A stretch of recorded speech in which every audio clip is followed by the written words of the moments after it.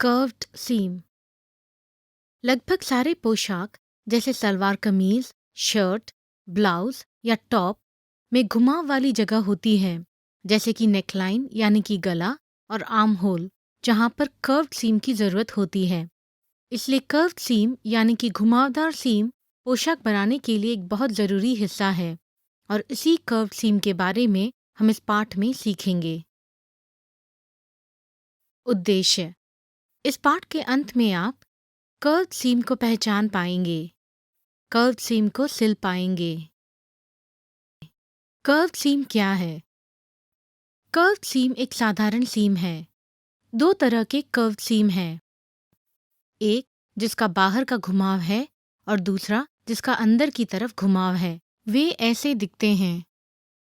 Curved सीम हर पोशाक का हिस्सा है, इसलिए यह बहुत ज़रूरी है कि हम जानें कि कैसे कर्व्ड सीम को बनाते हैं और सिलते हैं। आइए हम सीखें कि नमूने पर कैसे कर्व्ड सीम करते हैं। कर्व्ड सीम सिलने की विधि।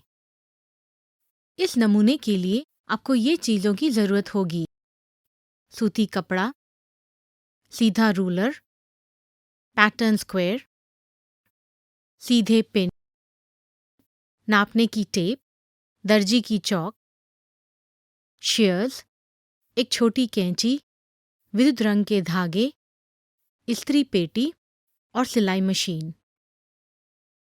आइए हम शुरू करते हैं। कदम 1, कपड़े के टुकड़ों को नापिए, निशाना लगाइए और काटिए।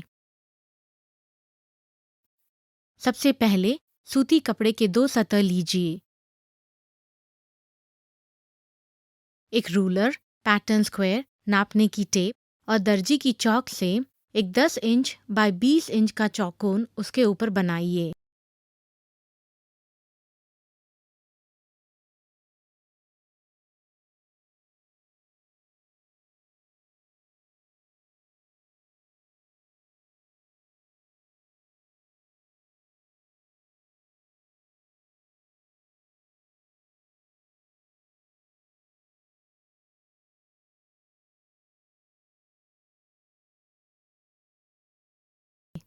शेयर्स के उपयोग से नापे हुए चौकोन को काटिए।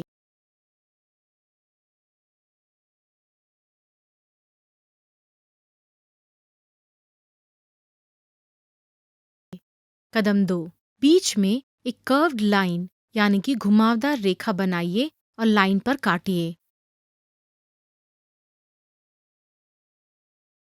इन दोनों टुकड़ों को एक साथ लीजिए और एक दूसरे के ऊपर रखिए, उनकी दोनों सही तरफ अंदर की ओर रखते हुए।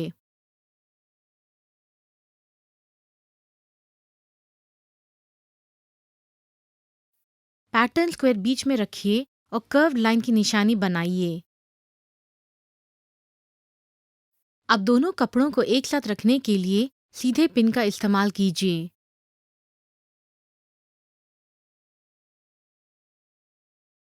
फिर दोनों कपड़ों को निशानी लगाई हुई लाइन पर काटिए।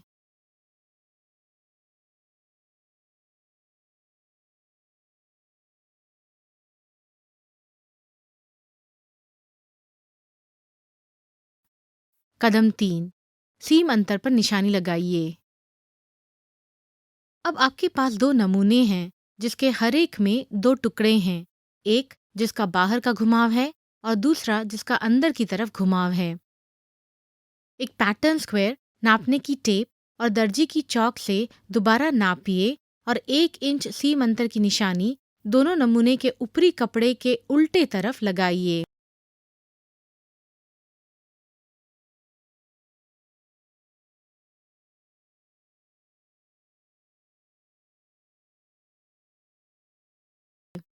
अब हमारे पास कपड़े के टुकड़ों के 2 सेट हैं, जिस पर पिन लगे हुए हैं और निशानी लगाई हुई सीम लाइन ऊपर की तरफ है। अब हम सिलाई करना शुरू करेंगे।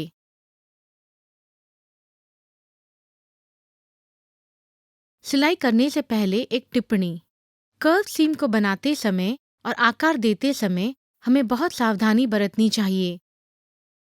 अच्छे आकार के घुमाव के लिए और ज़्यादा मजबूती के लिए छोटी लंबाई के टांकों का इस्तेमाल करें और धीमी गति में सिलाई करें।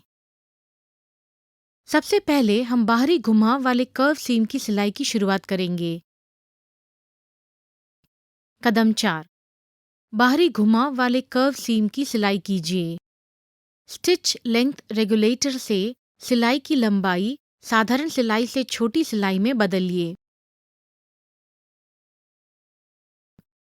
रिवर्स स्टिच लीवर दबाइए और रिवर्स स्टिच से शुरू कीजिए ताकि सीम खुले नहीं। एक छोटे लंबाई की स्टिच के साथ बाहरी घुमाव वाले सीम नमूने पर सीम लाइन के साथ साथ सिलिए। दोबारा रिवर्स स्टिच लीवर दबाइए और रिवर्स स्टिच के साथ खत्म कीजिए ताकि सीम खुले नहीं। धागे को एक छोटी कैंची से काटिए और सीधे पिन को निकालिए।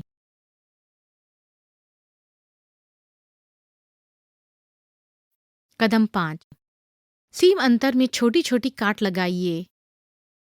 कपड़े को खोलने से पहले शेयर से सीम अंतर में छोटी छोटी काट लगाइए, लेकिन ध्यान रहे कि सिली हुई सीम न कटे। इससे कपड़ा पतला होगा और जब आप सीम खोलेंगे वह सपाट रहेगा।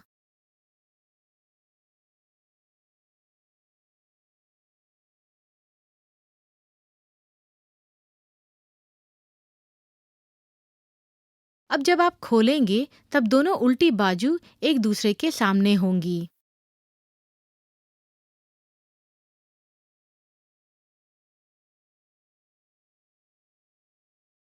कदम 6, बाहरी घुमाव वाले सीम को इस्त्री कीजिए। अब आप कर्व सीम को एक इस्त्री पेटी से इस्त्री कीजिए। आखिर में आपका बाहरी घुमाव वाला सीम का नमूना तैयार है। कृपया ध्यान दें कि हम बिल्कुल विरुद्ध रंग के धागे का इस्तेमाल सिर्फ डेमो के लिए कर रहे हैं ताकि वह दिखे, लेकिन आमतौर पर हम कपड़े से मिलते जुलते धागे का इस्तेमाल करेंगे। अब हम अंदर की तरफ घुमाव वाले कर्व सीम की सिलाई शुरू करेंगे। कदम 7, अंदर की तरफ घुमाव वाली कर्व सीम की सिलाई कीजिए। कृपया न भूलें कि टांके की लंबाई अभी भी छोटी है। रिवर्स स्टिच लीवर दबाइए और रिवर्स स्टिच के साथ शुरू कीजिए ताकि सीम खुले नहीं। अंदर के तरफ घुमाव वाले नमूने के सीम लाइन के साथ साथ छोटे टांके से सिलाई कीजिए।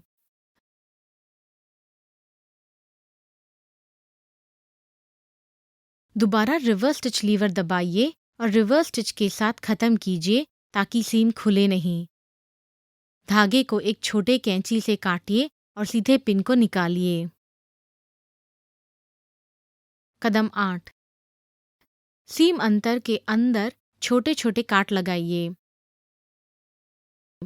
कपड़े को खोलने से पहले सीम अंतर के साथ साथ छोटी कैंची से छोटी छोटी काट लगाइए, लेकिन ध्यान रहे कि सिलाई की गई सीम को नहीं काटें। इससे कर्व सीम जब खोलेंगे तब बिल्कुल सपाट रहेगा।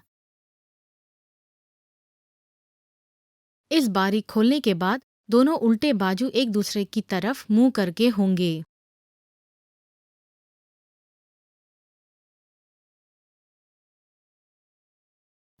कदम 9, अंदर की कर्व सीम को इस्त्री कीजिए। अब इस्त्री पेटी से कर्व सीम को इस्त्री कीजिए। आखिर में आपका अंदर की तरफ घुमाव वाला कर्व सीम का नमूना तैयार है। कृपया ध्यान दें कि हम विरुद्ध रंग के धागे का इस्तेमाल कर रहे हैं सिर्फ डेमो के लिए ताकि वह दिखे, लेकिन आमतौर पर हम कपड़े के साथ मिलते जुलते धागे का इस्तेमाल करेंगे। इसके साथ हम इस पाठ के अंत में आ चुके हैं। आइए हम देखें कि इस पाठ में हमने क्या सीखा। कर्व सीम एक साधारण सीम है और हर पोशाक में बहुत ज़रूरी है। यह दो तरह के होते हैं, बाहरी घुमाव वाला सीम और अंदर की ओर घुमाव वाला सीम। कर्व सीम सिलने की विधि। आइए हम इसके स्थूल कदमों को एक बार याद करें। कदम 1, नमूने कपड़े के टुकड़ों को नापिए, निशाना लगाइए और काटिए। कदम 2, बीच में एक घुमाव वाली लाइन बनाइए और लाइन पर काटिए। कदम 3, सीम अंतर पर निशानी लगाइए। कदम 4, बाहरी घुमाव वाले कर्व सीम को सिलिए। कदम 5, सीम अंतर में काट लगाइए। कदम 6, बाहरी घुमाव वाले सीम को इस्त्री कीजिए। कदम 7, अंदर के घुमाव वाले कर्व सीम को सिलिए। कदम 8, सीम अंतर में छोटे छोटे काट लगाइए। कदम 9, अंदर के घुमाव वाले कर्व सीम को इस्त्री कीजिए। यह रहा आपका कर्व सीम। अब आपने कर्व सीम के बारे में सब कुछ सीख लिया है। हमारे अगले पाठ में आप कोने के सीम के बारे में सीखेंगे।